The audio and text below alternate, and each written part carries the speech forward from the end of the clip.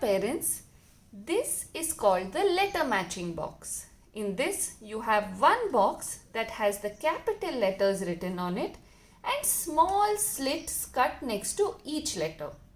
You also have ice cream sticks with the small letters written on these sticks.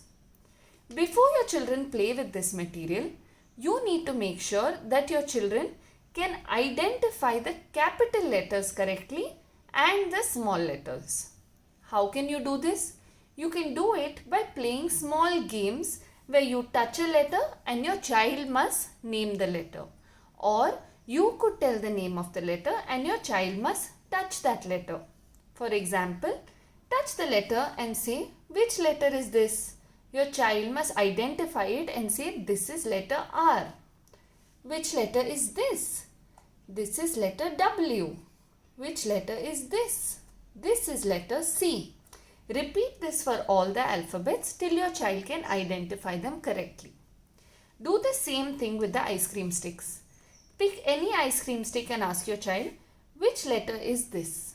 Your child must correctly look at it and identify that this is letter D. Repeat this for all the ice cream sticks till your child knows the small letters. Once they know the capital and small letters, let your child play with this material and try and match them correctly. You just need to show them how to do one letter. For example, which letter is this? This is small letter J. Can you find capital J for me? Your child will look and find capital J.